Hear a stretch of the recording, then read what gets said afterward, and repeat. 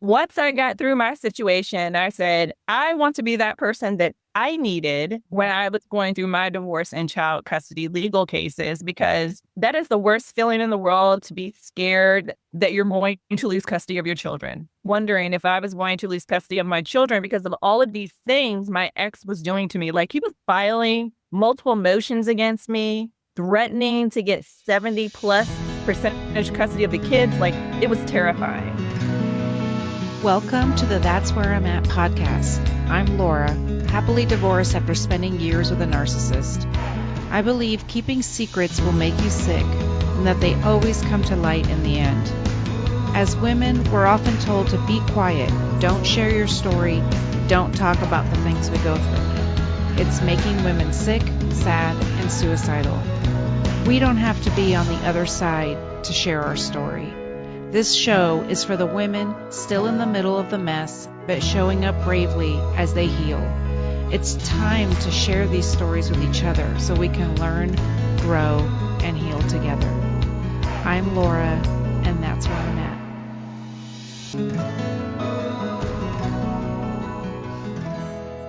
Please take note that this episode may contain subjects that may be triggering to certain listeners. Please take care when listening today. Hi, guys, and welcome back to the That's Where I'm At podcast. Today I have Alana. Alana Sharps is the founder of SurThrive Tribe and carries a wealth of experience as both a high conflict divorce and child custody consultant and a best-selling author. Her expertise extends beyond her professional achievements and is rooted in her personal triumphs.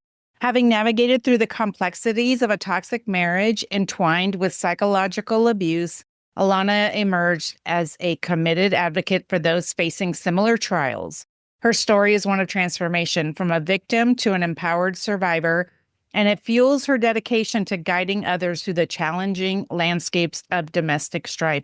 So welcome, Alana. Thank you. Thanks for having me.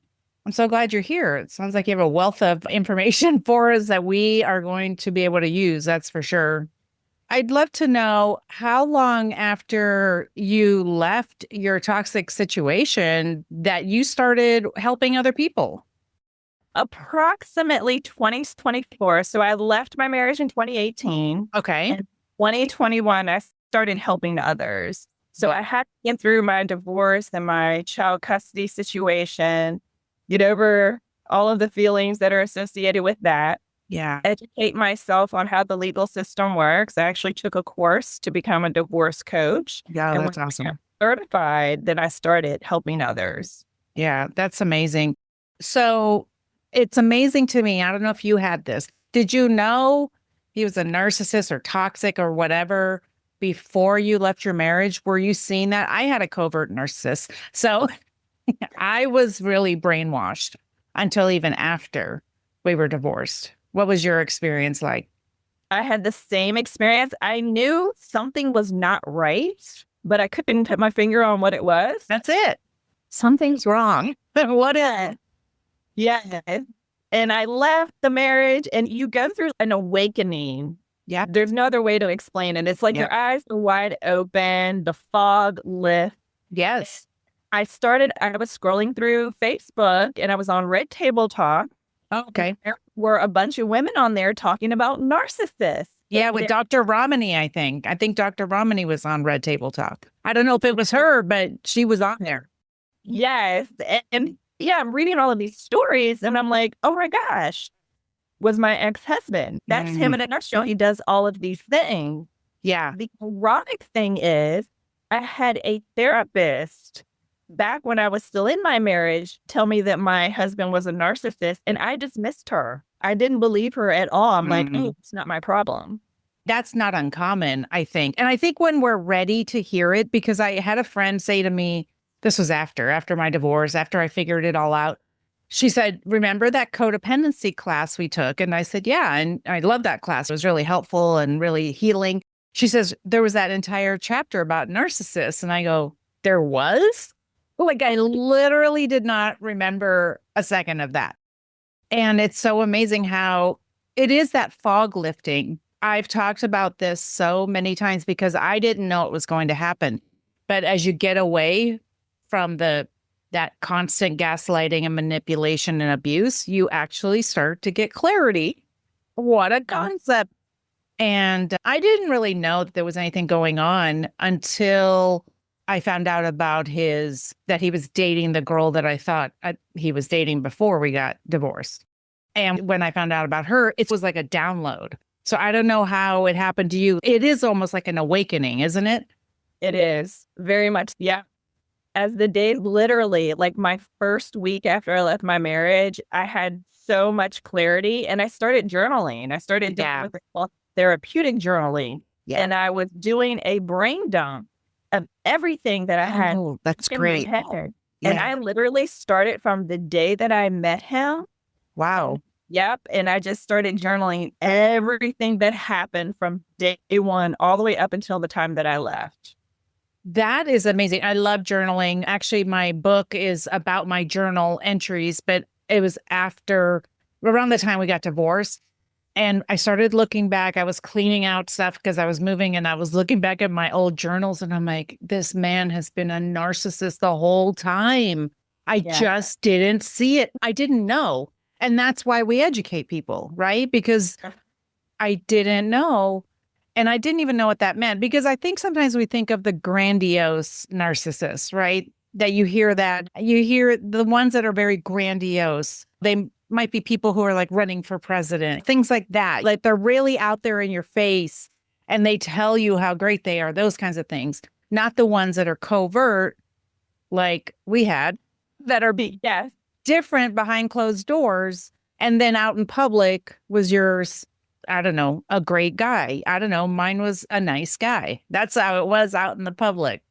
I call them undercover narcissists. Yes. Because they really are undercover. Yeah. And when they're in public, they're the perfect father, the perfect spouse, the perfect everything. People love them. You get them behind closed doors and the poor families are tormented by this person. Yeah. And it's hard to understand, right? Because I didn't have any physical abuse. And so it was hard for even my brain to understand what had happened. And I started to unravel, right? Yes, this was emotional and psychological abuse. It's still abuse. And so behind the scenes for you, what was going on? And even though you may not have known the word for it, what was happening behind the scenes and how did you guys meet? And how long did you spend together? So we met on a dating app, which was called love.aol.com, way back when. It doesn't even exist anymore. Okay. And this was when dating online was taboo. Oh, okay. Yep. When you told folks you met online, they look at you like you had two heads. And he was perfect in every way. Initially, I did not want to date him because he's 6 years younger than me. Oh, okay. I expressed that to him. You're too young for me. I'm not interested in being in a relationship. Yeah. And that was the first boundary that he pushed. He did not take no for an answer. And he continued to relentlessly pursue me to break me down and get me to consider dating him.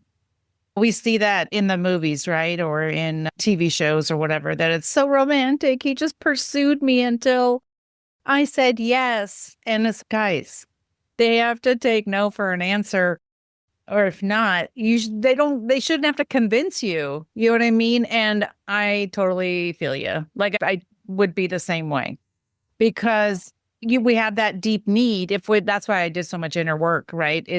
I don't know. I have that deep need to be wanted and somebody pursuing me. Oh my gosh, they want me. It's so great. That's exactly right. I got flowers every day. Yeah. I got text messages all the time, phone calls. He was writing me poems every day. He literally love bombed me. Yeah. For the people that don't know what love bombing is that excessive attention. Right. Over very early in a relationship. And I didn't see it as excessive. I just saw it as, oh my gosh, he really likes me. And I'm just eat this up because I wasn't used to having that type of attention. And they can smell that. They know we want it. And I think the part here is hard because love bombing, I hate to tell people, it's when they do this and this, and that all sounds nice. But when you couple that with you were saying no, you were saying like, I don't want to date you. These are the reasons I don't want to. and they didn't stop, you have to know that means they're going to keep crossing those boundaries. And so that's how it's a way for us to look and see that they're just going to keep crossing those boundaries. That's right. right. First red flag. I missed it. Learn from me. I saw something on Instagram that said, I saw the red flags. I painted them green. And I was like, oh, that's me. I really liked when she said that. She said, oh, I saw the red flags. I painted them green. And I was like, exactly right. oh my gosh. It's okay. We're not here to shame anybody. We're just here to educate. Yes. Okay. So you guys got together. He wore you down. He wore me down. And the relationship moved very quickly from that point on. That's another red flag. Yep. I was going to say second red flag that I didn't realize. Yep. I know, me either. I was rushed to the altar too, so I get it. Yeah. I had my own house. He lived 45 minutes away. Within 3 months, he moved in with me. Within 9 months, we were engaged. And the following year, we got married. Yep. That sounds right. That happened to me.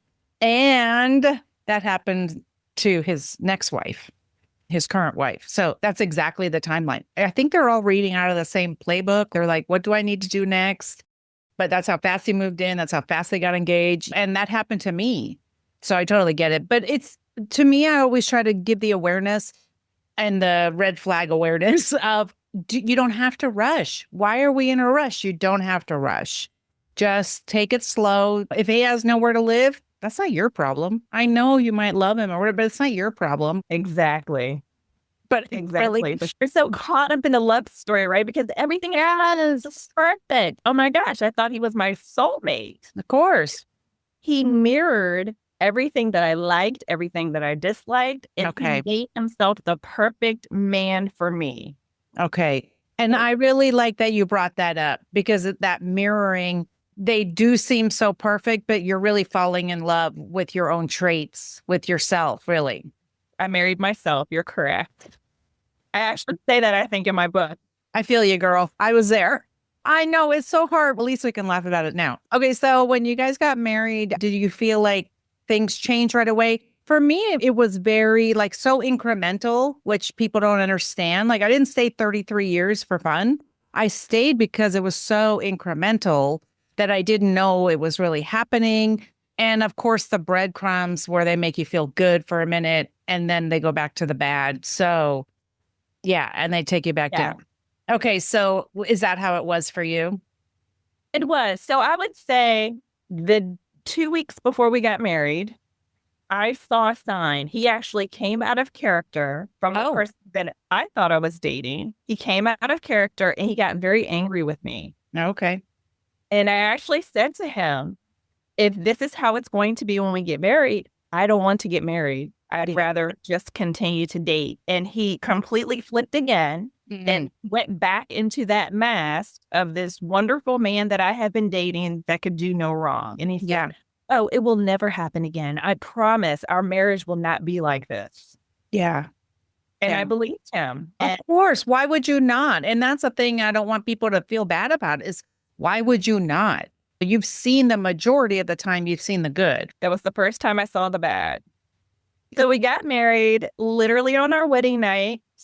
He flipped out on me, got angry with me again. Again, I'm confused. One, I've never seen this side of you other than 2 weeks prior to we got married. And not only did you tell me this wouldn't happen again, you did it on our wedding night. And he continued to treat me bad on our honeymoon, which is supposed to be the happiest time of your life. You just got married. Yeah. And I'm confused. I'm like, what is going on? Because he was a totally different person than the person I had been dating prior to getting married. Yeah. I have heard that, where women will actually get beaten on their wedding night or whatever. It's okay. So now you know what's going to go down. This is when it's so scary, especially when they've been promising you that it's not going to be this way. And now you're seeing this because now you're locked down. Now you're married. Now it's a bigger deal. That's right. Yeah. And I overlook it, right? Because again, I am looking for the man that I dated. Yes. And the man that I'm seeing act out, that's not the man that I dated. Yeah. So you get caught in this circle of trying to do everything that person is asking of you, whatever they complain about, you're trying to fix because you're trying to get back to that man that you dated, not realizing that man never existed. Oh my gosh. That man that you're trying to get back to, those happy times, getting back to the good times, that was the fake stuff. This is what they're showing you now is the real stuff. That's what I had heard is who they are at the end, right? And we could say this is like, because if he continues like this, who they are at the end is who they've always been. And when I read that, I said, that is so true, because the way he treated me at the end, the last couple of years of our marriage, was like a culmination of all the bad in our marriage. And to me, it broke my heart, because I don't know how you are as a person, but I would guess you're very empathetic, the line of work you do. So we're givers, but those takers are going to take, aren't they? They are, and they suck you dry. Yeah.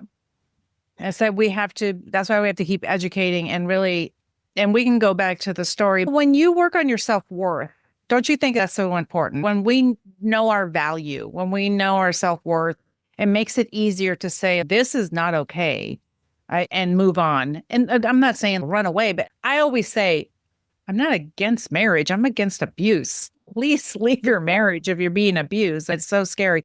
But working, I'm sure you had to do a lot of work on your self-worth and your value. I really did. And it wasn't until I went through therapy after I left my marriage, the reason why it was so easy for him to come in and take control of my mind like that is because it was normal to me. It was how my mother treated me during childhood. So when he started to treat me bad and belittle and demean, it was my familiar. I didn't immediately see it as something wrong because it was something I had already experienced. Okay. And that was eye-opening for me. And we may not even know that. We may not even know, because our childhood is normal to us. And it's a certain way for us. And yes, and I totally understand that, because there's certain things that went on in my marriage that I was like, oh, okay, I remember that from my childhood. That's no wonder that I allowed it. And then also, for me, when my self-esteem was so low, I was the one who tried to convince other people to like me, rather than going, that person just doesn't fit in my life. They're treating me poorly. It's okay if they treat me poorly, because they don't need to be in my life, because I don't have to convince them to like me. I like me. But that took a lot of work. I was going to say, that's after a lot of healing and a lot of working on yourself. Yes. That's the point we want to get to, so that people can see the real us and we can attract the people who need to be in our life. Agreed. Yeah.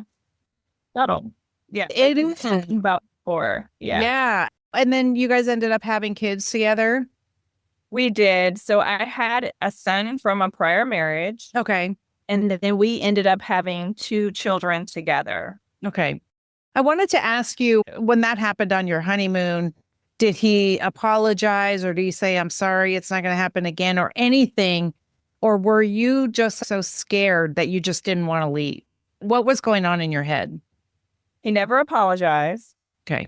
And I was more in shock than was scared. Yeah, that makes sense. Because I had not seen this type of behavior before. So I was trying to reconcile in my mind what was going on. And then you dismiss it, right? As, oh, it's a certain situation. It's not going to happen again. Come up with all these reasons why he's acting that way. And then in the end, I just ended up dismissing it. Because again, this wasn't the man that I dated.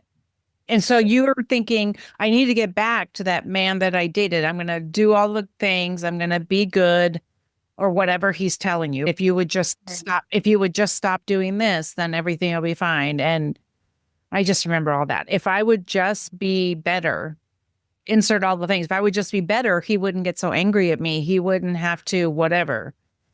I don't know if that's how the things you heard. That's how it works. Yeah. Okay. That was what he said. If I just did more of this, if I didn't do that, you start to pacify the person to keep the peace. Yes. And my honeymoon really dictated how the rest of the marriage went, because yes, I went into that pacifier role. Yeah. Trying to calm the waters to keep the peace. Yeah. And we're not keeping our own peace. That's for sure. There's no peace in us. So you guys had a couple of kids. And so how was that? How was he with the kids? So my first child was my daughter, and he just 100% went into love with her. Oh, okay. So, yep, the attention that my oldest son and that I were receiving at the time was pretty much non-existent because my daughter became the focus. Okay. He wanted to be mom and dad to my daughter.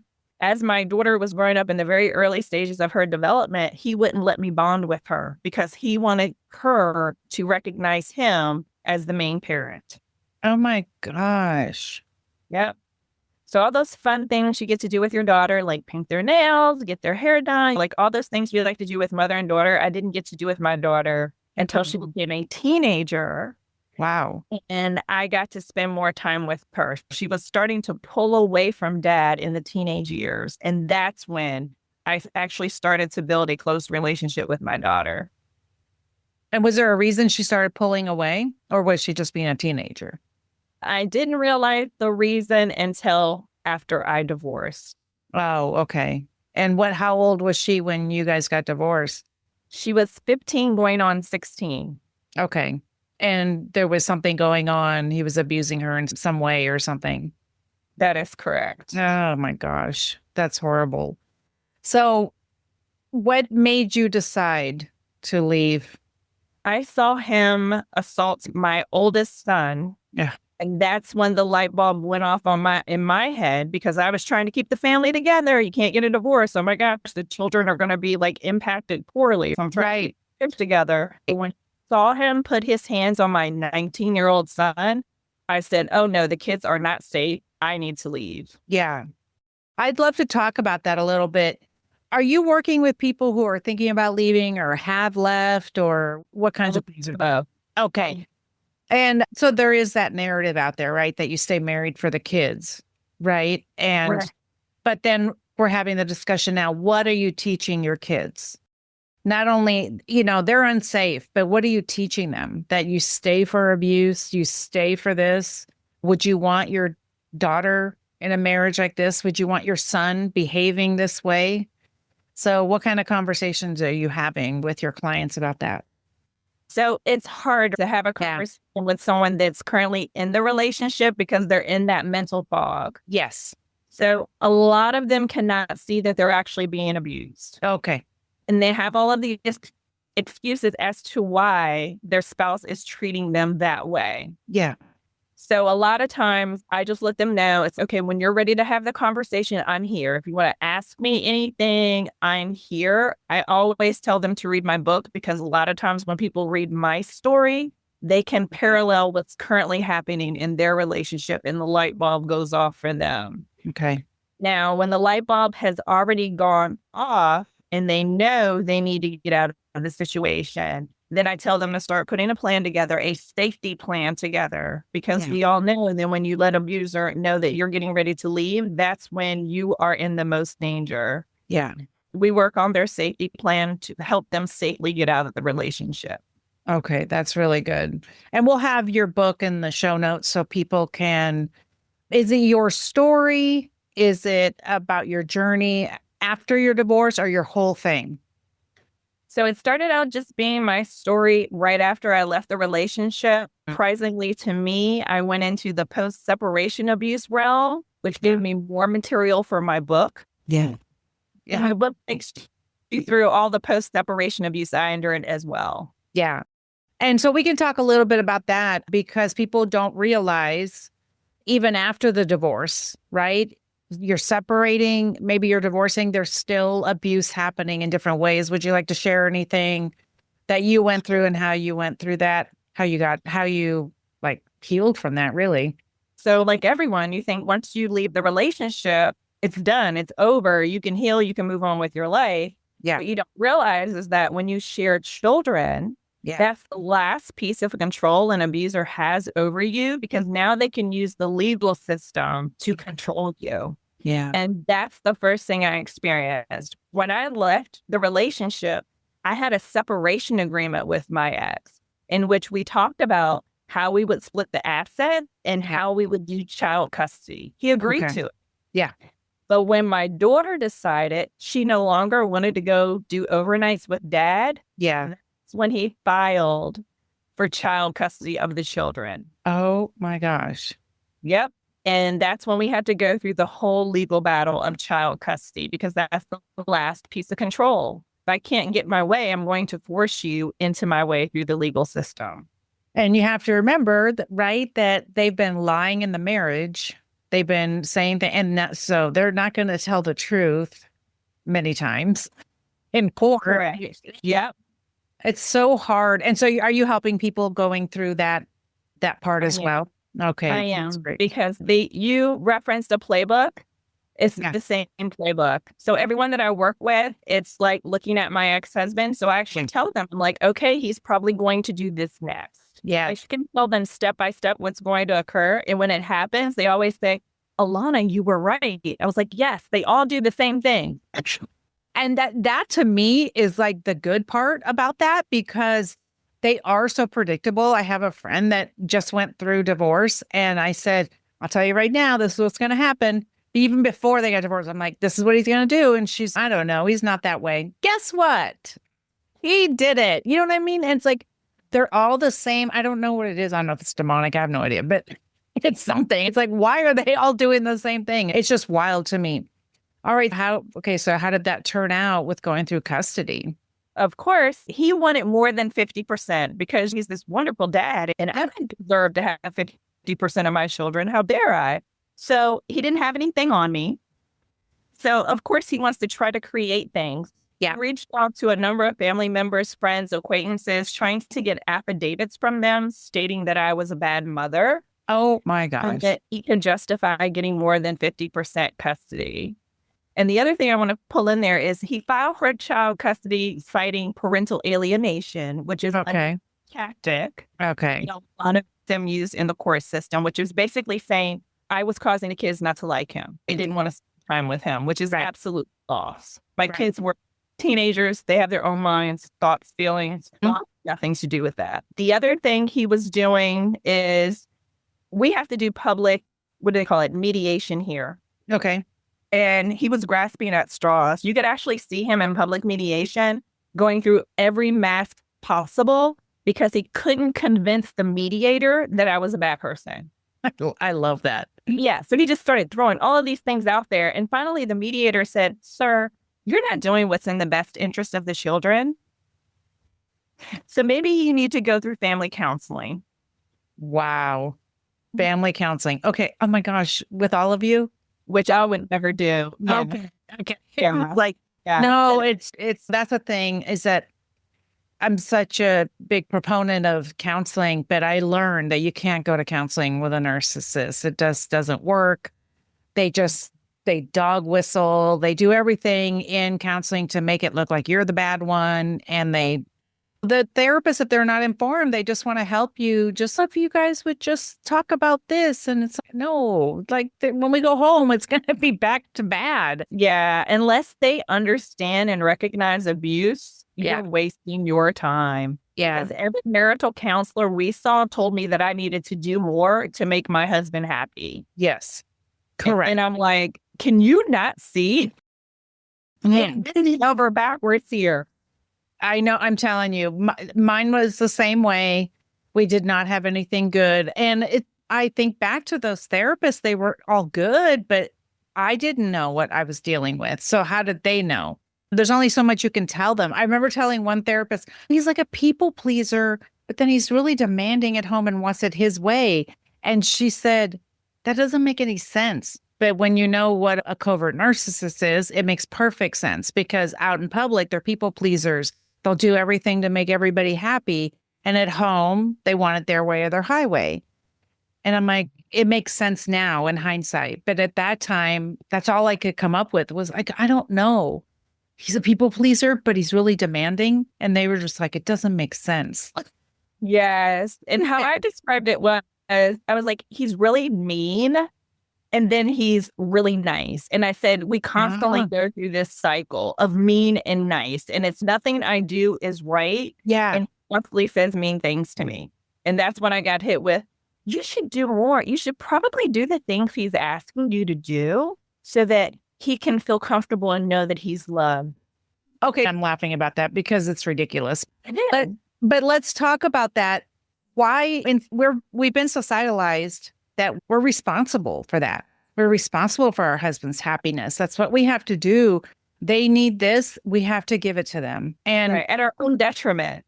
to our own detriment. Yes, really. And we don't have to do that. It's hard because being a former people pleaser and then also going through codependency or having codependent behaviors, I was like, I will fix this. I will find a way. I will do all of the things. If you're with a narcissist, nothing's ever good enough. You are never good enough. It does not matter if you do exactly what they wanted. They're not going to remotely even care.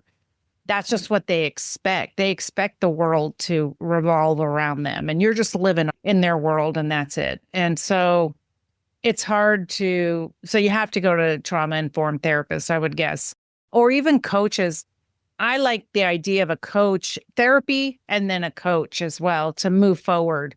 That's what I really liked doing for my life, right? Yes, and you're absolutely right. It wasn't until I saw a trauma therapist that I actually was able to work through all of the aspects of my childhood that impacted my life, as well as start to heal from everything that happened to me in my marriage. Yeah. Yeah. That's the way it's going to have to be. I know people think, oh, it's in the past. What does it matter? But that's what came up for me as well. Things from my past, my childhood. That's like, they're there anyway. You might as well look at them and work on them and then know why you have the patterns you have. That's so right. that you can make better choices later. Yes, make better choices. Yeah. We don't want to end up in the same place we were. I do not want to be with another narcissist. Oh, and we will accidentally do that because we have because we have good qualities. It's not like we have bad qualities. We just have to make sure we don't get bamboozled again. So that's why we're here to tell you guys. When Nevada is a no-fault state, so we didn't have minor children, so we were splitting things and we were sitting in mediation. And he was like, Lord never contributed to the finances and blah, blah, blah. And I'm sitting there going, what? What are you even talking about? Like, I had a full-time job. Like, it didn't make sense. But it was that same thing. Like, he was just grasping at straws to get more money, which Nevada's 50-50. So our mediator, and she's a friend of mine now, but she just stopped and looked at him and said, Nevada doesn't care. She gets 50%. And then she went right back to and he just sat there like a little kid. Okay. It's like they'll do anything to try and get whatever they want. Like, he just was like, no, I want all the money. And she was like, Nevada doesn't care. Exactly. They will say and do anything to try to get their way. Yeah. Yeah. I was thankful that it was a no-fault state because I didn't want to have to fight with him. Though I think he hid money. I'm just saying that out loud for everyone to hear. So, which is very common. It's common. And I've talked to some financial, I don't even know what she is. I feel bad about that, but it'll be out later. Anyway, but she talks about that. She started working with women who are going through divorce because she saw that. She saw that women would come in and didn't know anything about finances. And then she would find out that husbands were hiding money. And so now that's what she helps women do, is find those things. Like, she sends PIs in and stuff like that to investigate because it's such a thing. It's aggravating. Tell me then, how long after that before you got into coaching? How did you decide to do that? Were you doing your own coaching and you were like, I like helping people? What were you doing before? Because of my experience. So family court is one of those things that unless you experience it, you have no idea how it works or what it's about. Yeah. And I did everything wrong. Then my attorney as my therapist, my try on, my best friend, as well as my attorney. So of course, what does that do? That increase your attorney's fees. Yes. I was so lost. I didn't understand how child custody worked. I didn't understand how divorce worked. I just felt lost, and no one was really explaining to me how family court works and how it's very structured and it works a certain way. Once I got through my situation, I said, I want to be that person that I needed when I was going through my divorce and child custody legal cases, because that is the worst feeling in the world, to be scared that you're going to lose custody of your children. Because sleep, wondering if I was going to lose custody of my children because of all of these things my ex was doing to me. Like, he was filing multiple motions against me, threatening to get 70+% custody of the kids. Like, it was terrifying. Yeah, I can imagine. No one understood what I was going through from my friend group because they had not experienced it. So they couldn't support me. Right. And there are a lot of women and some men in that situation as well. So I decided to become that person, educate myself on family court, educate myself on how divorce and child custody works, and educate myself on how people with narcissistic personality disorder operate. And that's why I got the certification to become a divorce coach, a high conflict divorce coach. Oh, yes. That's the key word, is high conflict divorce coach. I love that. And I'm so glad, this is going to come out wrong, but I'm so glad that you have the experience to help others, because I think many people can study for this, but the high conflict divorce coaches that I've met, they've been through this.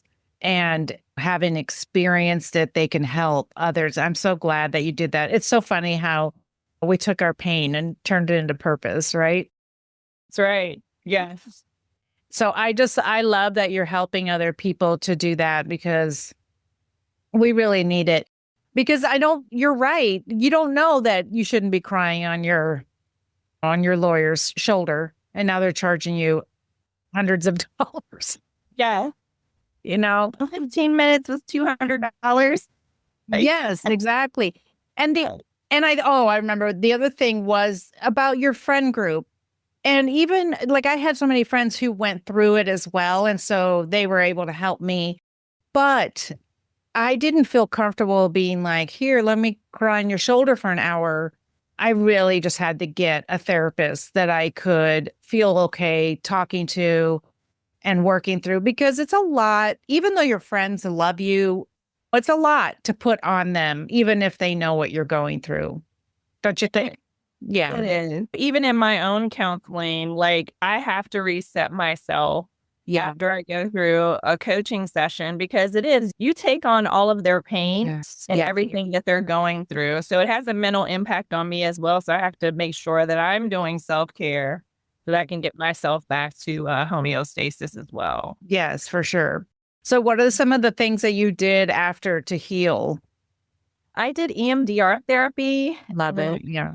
Yes. And so it's a way to reset your brain so that you react to triggers differently. Yeah. Because I do have complex post-traumatic stress disorder. Yeah. So every time I received an email from my ex, a text, a phone call, any kind of interaction, I would have heart palpitations. I would start to shake.